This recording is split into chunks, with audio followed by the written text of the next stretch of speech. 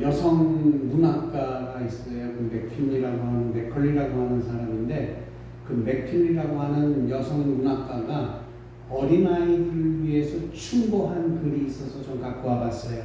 그게 뭔지 아시는지 읽어드릴게요. 사랑하는 아이들아, 어머님의 인자한 눈, 부드러운 손, 친절한 음성이 존재하는 동안 이것들을 존귀하게 여겨라. 사랑하는 어머니는 하나님이 주신 최고의 선물이다. 그렇기 때문에 어머니를 특별히 소중히 여겨야 한다. 일생에 아무리 많은 친구에게 사랑을 받는다고 해도 지금 어머니에게 받는 사랑만은 못할 것이다. 이 여성문학가 맥클리는요, 이렇게 최고의 선물이 뭐 어떤 물질이나 또 돈이나 어떤 자동차나 뭐 이런 것으로 단정짓지 않고 뭐라고 했냐면 나를 돕는 인격을 가진 사람이 최고의 선물이다. 최고의 선물이다. 이런 이야기를 했어요. 그래서 그렇다면은 이 맥컬리라고 하는 이 여성의 말을 우리가 잘 머릿속에 두면서 오늘 본문을 보고, 오늘 본문은 우리에게 예수님께서 도대체 무엇을 가르쳐주고 싶었겠는가? 그리고 예수님께서는 우리에게 주실 것이 무엇이길래 저리 말씀하고 있을까를 같이 한번 생각해 봐야 될 거예요. 근데 결론적으로 하나 말씀드리면요, 최고의 선물이에요. 그게 뭔지 아세요? 주님이 우리에게 주실 최고의 선물을 오늘 본문에서 이야기하고 있다는 거예요. 그러니까 주님께서 우리에게 주시는 선물이, 그 선물이 뭔지 지금은 우리 모르겠지만 이따가 말씀 후반에 나오겠지만, 그 우리에게 주실 것이 이 세상에서 그 무엇보다도 비할 데 없고 또한 이루 말할 수 없는 최고의 선물을 우리에게 주신다라는 것이 오늘 본문의 이야기예요. 그래서 이 최고의 선물이 과연, 주님께서 말씀하시는 최고의 선물이 과연 무엇인지, 그리고 이 최고의 선물을 우리가 또 어떻게 얻을 수 있을 것인지, 이 성경에서 이야기하는 영감, 성경에서 이야기하는 것, 그 속으로 좀 깊이 들어가서 저와 여러분 오늘 이 시간에는 좀 생각하고 말씀을 듣는 시간을 가졌으면 좋겠습니다. 먼저 주님께서는 갈등을 갖게끔 만들으셨어요. 그러니까 갈등, 어떤 일에 대해서 갈등을 갖게 만들었어요. 예수님이 오늘 본문에 보면은 한 비유의 말씀을 하고 계세요. 그 비유의 말씀이 뭐냐면은, 여행을 하다가 친구 집에 왔어요. 그 친구 집에 왔는데 그 친구 집 주인의 친구가 갑자기 들이닥친 그 여행객 친구를 보고 먹을 것이 없는 거예요. 그러니까 얼마나 당황스럽겠어요. 밤이 좀 늦은 시간이지만 그래도 이 친구는 여행에서 자기 집에 들른 그 친구를 위해 옆집에 가서 음식을 좀 얻어다 여행에 온 내 친구를 대접하고 싶었던 거예요. 그런데 그때 시간이 좀 뭐라고 그랬어요? 좀 이렇게 어두컴컴하고 좀 남들 다 잠들 시간이었던 것 같아요. 아무튼 이 친구가 옆집에 가서 문을 두드리고 좀 음식을 좀 빵과 다른 포도주 좀 나눠달라, 이렇게 이제 얘기를 하고 싶어서 문을 두드립니다. 그런데 문을 아무리 두드려도 인기척이 없어요. 그래서 어떻게, 그래서 계속 두드렸어요. 두드렸더니 무슨 이야기를 하냐면, 야, 이 밤중에 무슨 얘기야? 왜 문을 두드리는 건데? 아, 귀찮아 죽겠어. 왜 그래, 왜? 응? 나 지금 내 애들하고, 우리 애들하고 잘나고 다 누웠는데, 뻗고 누웠는데, 아, 왜 그래? 안 돼.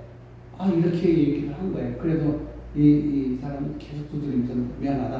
나 좀 하고 좀, 응? 음식을 좀 얻었으면 좋겠다 하고 체면을 뒤로 하고 계속 문을 두드렸어요. 이 옆집에 있는 사람은 아닌 밤은 느끼죠. 자, 그러면 여러분은 이 두드리는 사람에게 여러분은 음식을 줬을까요? 안 줬을까요? 여러분이라면 네? 어떻게 했으면 좋겠어요? 모든 것이 다 귀찮아요. 나는 이제 누웠어요. 피곤할 때는 정말 일어나기도 싫잖아요. 그런 상황인 것 같아요. 그런데도 계속 밖에서 문을 두드려요. 여러분 같으면은 이 사람에게 음식을 주겠느냐 안 주겠느냐예요. 이게 오늘 예수님이 비유의 말씀을 하시면서 본문에 적어놓은 이야기예요. 염치 없는 친구에게 주겠는가? 음식을 아니면은 쓸 수 없어 가라고 하겠는가? 그런데 예수님이 여기서 뭐라고 말씀하세요? 간청하라. 간청하라. 이게 오늘 이야기의 시작이에요. 간청하라. 주님은 기도를 우리에게 가르쳐 주시면서 무슨 말씀을 하시냐면 끈기 있게 구하고 찾고 두드리라고 말씀하셨어요. 오늘 본문에 나오잖아요. 찾으라, 두드리라, 찾으라, 구해라. 끈기 있게 구한다는 것은 습관적으로 구하고 찾고 습관적으로 두드려야 한다고 말씀하고 있는 거예요. 이 이야기를 통틀어서 한마디로 묻자면은 무슨 얘기냐면 간청하는 거예요. 간청. 그런데 우리가 주의해야 될 것은 강청이 있고 간청이 있어요. 우리는 강청이 아니라 간청하는 기도를 드려야 됩니다. 그래서 에레미야서 33장 2절과 3절 사이에 이를 행하시는 여호와 그것을 만들며 성취하시는 여호와 그의 이름을 여호와라 하는 이가 이와 같이 이르시도다. 너는 내게 부르짖으라. 내가 내게 응답하겠고 내가 알지 못하고 그 은밀한 일을 내게 보이리라. 여러분 이렇게 에레미야서에서도 우리에게 이야기를 하고 있어요. 그래서 우리가 기도할 때 기도하는 방법 중에 두 가지 방법이 있어요. 하나는 뭐냐면은 두 가지 방법이 아니라 두 가지 모습이 있어요. 첫 번째 모습은 뭐냐면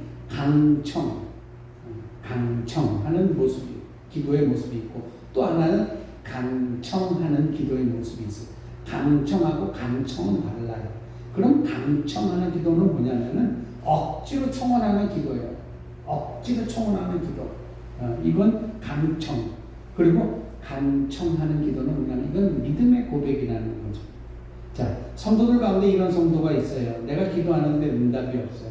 40일 기도를 하고 100일 기도를 하고 금식 기도를 했는데 응답이 없어요. 지금 여러분 그걸 느끼시죠? 내가 지금 몇십 년을 기도하고 있는데 내 아들 내 딸이 교회가 안 나오고 있어. 이렇게 기도하고 계시잖아요. 내가 이렇게 기도하고 이렇게 열심히 기도하고 이렇게 끈기 있게 기도 드리는데 나에게 줄 것이다 라고 했는데 아무 응답이 없어. 나는 끈기 있게 이 기도를 한다. 난 끈기 있게 기도를 한다. 그렇지만 이게 이런 것이 끈기 있는 기도가 아니에요. 자, 8절에 보면은요, 간청함을 인하여 하는 말은 뭐라고 되냐면은 아나이데이아라고 하는 말로 하나님께 억지로 안 되는 것을 뻔뻔스럽게 밀어붙이는 기도를 끈기 있는 기도다. 이렇게 얘기하는 것이 아니다. 이게 뭐냐? 아나이데이아라고 하는 거예요. 그래서 성경에서 아나이데이아라는 말의 끈기에서 얘기하는 끈기는 뭐냐면은 기도를 올린다는 마음으로 믿음을 가지고 담대하게 기도하는 거예요. 그러니까 강청하는 기도가 아니라 하나님 이걸 꼭 해주셔야 돼. 억지로 하나님을 몰아붙여가지고 기도의 응답을 얻어내려고 하는 강청하는 기도가 아니라 믿음의 마음으로 무릎 꿇고 겸손한 마음으로 기도하는 간청하는 기도가 있어야 됩니다. 이게 믿음의 확신이 있어야지 이 간청하는 기도가 되는 거예요. 어쩌면 지금까지 우리는 내 자녀들이 교회를 다니게 하나님을 믿게 해달라고 했던 기도가 강청하는 기도였는지는 몰라요. 그렇죠? 믿음이 빠지고 억지로 하나님을 조르는 거예요. 빨리 나가게 해달라는 말입니다. 걔네들이 복 받아야 되는데 왜 안 나가게 해줍니까? 이 강청하는 기도는 어쩌면 우리가 지금까지 기도하고 있었는지는 몰라요. 근데 하나님이 들으시는 기도는 강청하는 기도가 아니라 믿음의 고백인 간청하는 기도예요. 그러니까 눈물로써 여러분 자녀를 위해서 간청하는 기도를 여러분이 드려야 된다는 거예요. 기도는 하나님 앞에서 내 중심을 다 내려놓는 게 그게 기도예요. 그리고 기도는 내 중심을 하나님 앞에 내려놓는 그 순간부터가 기도의 시작이에요. 나의 모든 것을 내 중심을 하나님 앞에 내려놓지 않고는 기도의 시작이 되지 않는 거예요. 그러나 기도의 시작은 언제부터 있는지 아세요? 내 중심에 있는 나의 모든 것을 하나님 앞에 내려놓는 그 순간부터 기도는 시작되는 거예요. 그렇게 기도해야지 하나님 중심으로 기도하고 하나님이 원하시는 대로 내가 겸손하게 이 땅을 살 수가 있고, 하나님은 창조주이시기 때문에 나를 지으신 분이시기 때문에 섭리하신 분이시기 때문에 그런 하나님의 뜻을 따라서 기도할 수 있는 거예요. 그러나 내 욕심 조금이라도 들어가 있으면요, 이런 기도를 할 수가 없어요. 내 기도만 하는 거예요. 나는 부족합니다. 그러나 하나님은 하실 수 있습니다. 하나님을 아버지로, 하나님을 전능하신 창조주로 고백하면서 내 자신의 고집을 모두 비워내며 기도해야 되는 거예요. 나를 하나님께 의지해야 돼요. 그리고 하나님께 무슨 이야기를 해야 되는지 아세요? 내가 하나님께 나의 모든 것을 드리고, 하나님 앞에 나를 사용하세요. 나를 처분해 주세요. 이거예요. 그렇게 열린 마음으로 하나님 앞에 기도해야지, 내 것은 내 거대로 꼭 갖고 있으면서 하나님 앞에 이거 해달라 저거 해달라 강청하는 기도는 하나님이 들으실 수가 없는 거예요. 내 거는 내려놔야죠.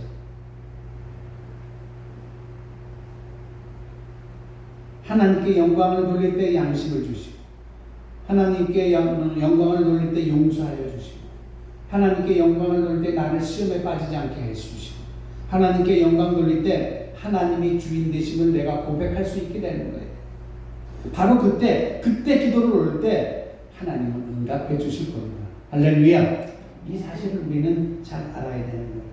자, 창세기 18장 22절과 33절에 나오는 이야기를 우리는 잘 알고 있습니다. 그가 뭐냐면 소돔과 고모라의 성을 구원하기 위해서 6번이나 나가서 기도를 드렸던 그 내용들이 있어요. 부르짖더라도 내 고집을 빼고 하나님 중심으로 부르짖어야 되는 거예요. 그게 기도예요. 이런 기도가 하나님 보좌 앞에까지 두드러지는 기도가 될 거예요. 그리고 내가 갈등 기도할 때 더 중요한 것이 여기에 숨어 있어요. 간청하는 것을 하나님께 구하고 창조주께 찾고 두드려야 되는 거예요. 간청하는 기도. 내가 갈등을 하는 거예요. 이걸 이렇게 해야 될까 저렇게 해야 될까, 이런 갈등하는 기도를 할 때 내가 모든 것을 내려놓고 하나님 앞에 이렇게 기도하는 거예요. 간청, 갈등 기도할 때 숨어 있는 게 뭐냐면은, 내가 간청을 드리면서 기도할 때에 하나님께 내가 하나님께 창조주께 내가 찾고, 창조주께 내가 두드리고, 이 마음으로 해야 돼요. 마태복음 18장 19절에서 20절의 말씀 보면 뭐라고 되어 있냐면, 너희 중에 두 사람이 땅에서 합심하여 무엇이든지 구하면 하늘에 계신 내 아버지께서 그들을 위하여 이루게 하시리라. 두세 사람이 내 이름 모인 곳에는 나도 그들 중에 있느니라 그랬어요. 이 이야기는 뭐냐면 하나님과의 인격적인 관계가 있어야 됩니다. 그리고 이 이야기는 뭐냐면 중보 기도가 필요하다. 자, 재밌는 얘기 하나 해드릴게요. 인격적인 관계를 이렇게 맺으면 한국에서는 장사하기가 굉장히 편해요. 내 물건이 비싸도 인격적인 형성이 되어 있는 사람들이 많으면 그 물건은 다 팔려요. 시장의 원리는 뭐냐면은 질 좋고 값싼 곳이 잘 팔리는 곳이 시장의 원리예요. 그러나 한국의 좀 특별한 시장 원리는 뭐냐면은 값이 비싸도 물건이 잘 팔리는 것이 있어요. 그게 뭐냐면은 인격적인 형성 관계가 많이 되어 있는 사람들이 많으면 그 비싸도, 그 물건이 비싸도 다 팔린다라는 거예요. 장사가 잘 다닌다는 거예요. 왜 그런지 아세요?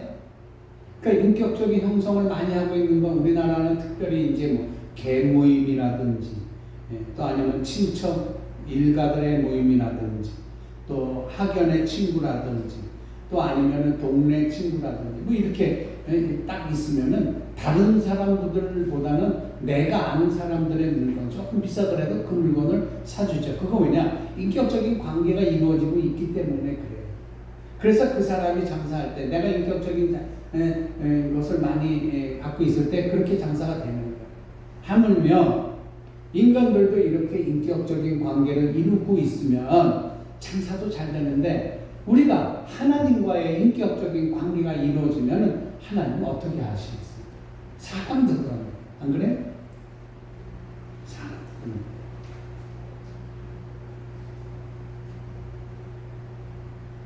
그러므로 우리는 시시때때로 하나님 앞에 나가서 기도하고 고백하고 죄를 용서받고 하나님과 인격적인 관계를 맺는 그런 성도가 되어야 된다는 거예요.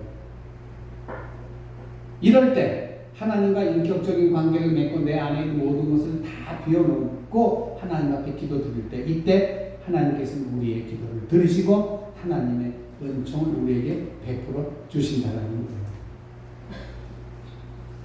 제가 초등학교 다닐 때 서울에 살기는 살았어요. 근데 제가 어렸을 때에 그 서울에 살았는데 그때 그 제가 살던 동네가 그래도 시골이에요. 농사 짓는 그런 동네였었어요.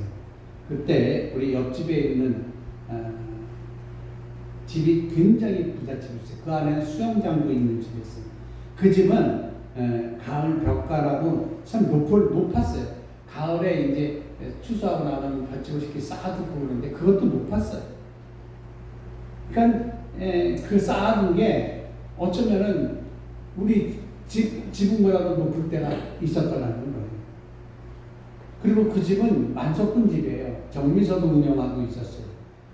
우리 집은 뭐 리아카 하나도 없는데 그 집은 뭐 자가용이 2대씩이나 있었고 또 10톤 이상 되는 트럭도 있었고 아무튼 그 집이 우리 동네에서 제일 큰 부자이고 그 주변에 그 옆에 동네까지 해서 다 해서 또 제일 큰 부자였었어요. 그 집과 우리 집 사이에 담장이 있었는데 그 집과 담장은 우리 집을 바라보면 저희 집은 굉장히 초라했어요. 늘 뭐 많고 풍족해서 그 옆집이 부러웠던 건 사실이에요. 그런데 그 집은요 하나 하는 일이 있었어요. 그 집은 그냥 정월 보름이 되면 아무튼 매달 보름이 되면은요 음력 보름이 되면 구슬해요. 매월 음력 보름이 되면 구슬하는데 여러분 굿하는 소리 들어봤죠? 무당들이 와서 깽가리 치고 그것처럼 듣기 싫은 게 없어요. 어쩔 때는 밤새도록 하는 굿도 있더라고요. 잠도 못 자고 뭐. 그런데 그 집이요 그렇게 구슬하고 매달 구슬하고 그랬는데 제가 이제 중학교 고등학교 들어갈 때 지금 그 집이 이제 몰락하기 시작하는데 어떻게 됐냐면은 그 집이 제가 초등학교 다닐 때는 그 집이 큰 대한통운 창고도 하고 있었는데 그 대한통운 창고 문틈에 껴가지고 아기가 하나 죽었어요. 문틈에 껴가지고 그랬죠. 그리고 또 거기에 있는 아들이 제 친구인데 막내 아들 친구인데 그 아이가 뭐를 좋아하냐면 요거를 좋아해요. 이게 뭐죠? 화통. 녹음을 좋아해요. 아무튼 그 아들 밑으로 돈은 다 들어갔어요. 그리고 이 집 주인의 아버지가 아주 이 수단이 좋아요. 입도 좋고 말씀도 좋아요. 사기치다가 걸려서 감옥도 몇 번 갔다 온 사람이에요. 그리고 그때 당시에 그 조합이 있었는데 무슨 조합인지 모르겠어요. 뭐 지금은 농협이겠죠. 그 조합에 큰 빚을 졌는데 그 집을 빚을 갚지 못해가지고 차압이 들어와서 그 차고 차량이고 집이고 그다음에 창고고 뭐고 전부 다냐 압류당해서 다 쫓겨났어요. 그 집이 결국은 그렇게 됐다라는 거예요. 제가 왜 이 말씀 드리고 싶냐면 그때 지금 감리교 목사의 제 친구가 있는데 그 친구하고도 길 이런 조그만 길 우리가 저쪽 여기서 마을에 건너가면 그 고만한 길 건너면은 맞은편에 있던 제 친구 목사님 지금은 목사님 그 친구 집이 있었어요. 그 친구하고 자라날 때까지 뭐 같이 교회 다니고 그랬으니까 그 친구가 그 큰 부잣집이 망하는 것까지 우리 다 볼 수가 있었어요. 그래서 제가 이때를 떠올리면서 우리가 해야 될 것을 한번 생각해 봤어요. 이게 뭔지 아세요? 우리 성도들은요 시도 때도 없이 간청하는 마음으로 기도해야 된다는 매일매일 기도해야 돼요. 습관적으로 하나님을 찾아야 돼요. 습관적으로. 여러분 보십시오. 우리 성도들은 늘 기도하고 습관적으로 하나님을 찾는 성도가 되어야 된다고 말씀드렸고 그 예로는 갈멜산에서 바알과 아세나 선지자들과 그리고 우상 바알에게 아세나에게 부르짖는 그 선지자들이 있었잖아요. 850명. 아침부터 저녁까지 자기 몸에 자해를 해가면서 기도 올렸는데도 불이 안 내려. 그런데 이때 누구예요? 우리의 선지자 엘리야가 하나님 앞에 기도할 때 단순간에 불이 내려와서 하나님께서 그 제단에 불을 붙여주셨어요. 그리고 이 850명의 이 종교 사이비 무당들은 다 죽임을 당하고 말았잖아요.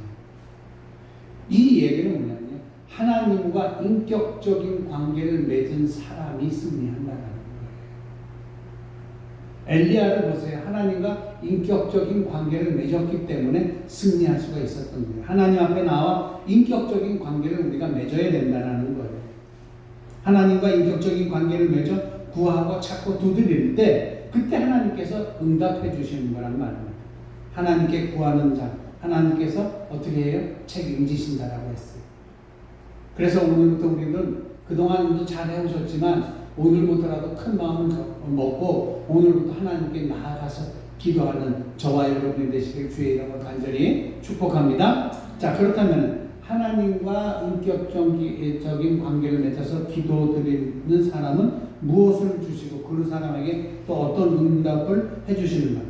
오늘 13절에 보니까 그렇게 나와 있어요. 성령도 주시지 않겠느냐 말씀하면서 이 말씀 속에 다른 것들이 또 숨겨져 있어요. 왜 악한 사람도 좋은 것을 주는데 하늘에 계신 하나님께서는 더 좋은 것을 주시지 않겠느냐? 그러니까 그에게 하나님은 볼 때 하나님이 저런 사람도 복을 주는데 하나님을 믿는 사람에게도 복을 주지 않겠느냐 이 얘기예요. 이렇게 할 때 문맥과 어떤 대기가 이렇게 형성이 돼서 맞는데, 그리고 이 좋은 것이라고 말씀하면서 그 뒤에 뭐라고 말씀하냐면 성령을 주시지 않겠느냐 이렇게 말씀하십니다. 그러니까 여기서 세상 사람들에게 저런 사람에게 악한 사람에게도 좋은 것을 주고 근데 하물며 너희들에게 내가 좋은 것을 안 주겠느냐 이렇게 얘기하시고 나서 그러면서 이 좋은 것 말씀하면서 그 뒤에 가서 무슨 말씀을 하시냐면 성령에 관해서 말씀을 하십니다.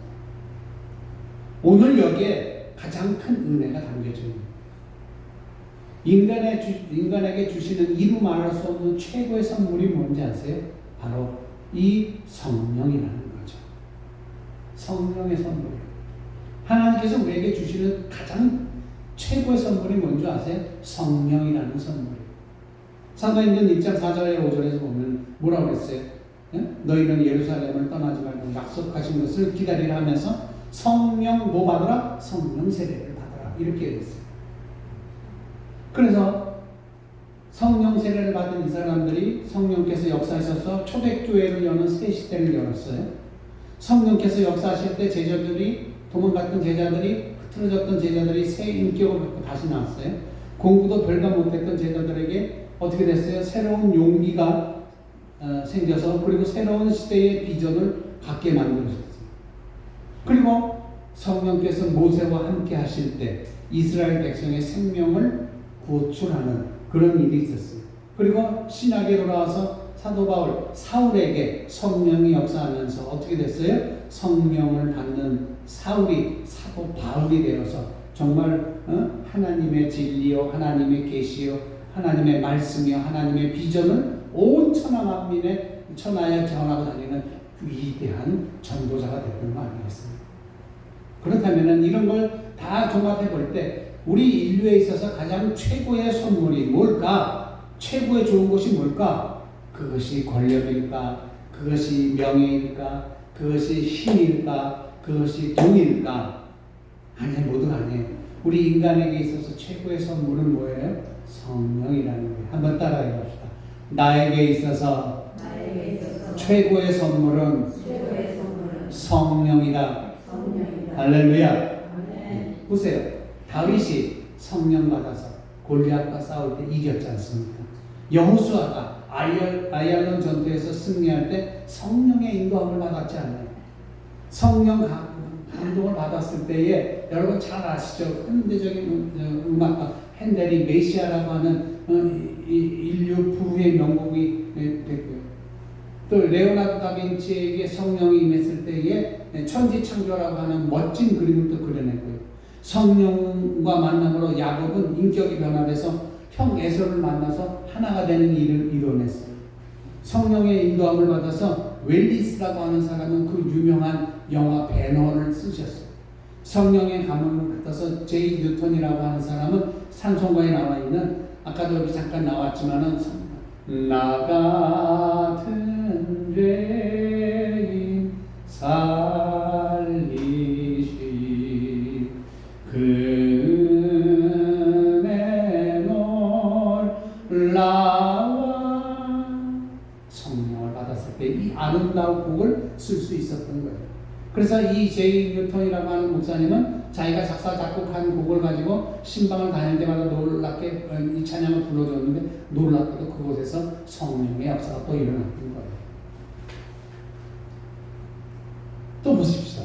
성령을 받은 누가 있었어요? 구약 성경에는 요셉이 있었어요. 요셉이 천사와 싸웠다고 그랬잖아요. 성령이 내려오셨어요. 그 성령하고 함께 있었어요. 그리고 요셉이 또한 어떤 일이 있었어요? 감옥살이를 했잖아요. 한 요셉이라는 아이, 그에게 있는 것이 무엇이었어요?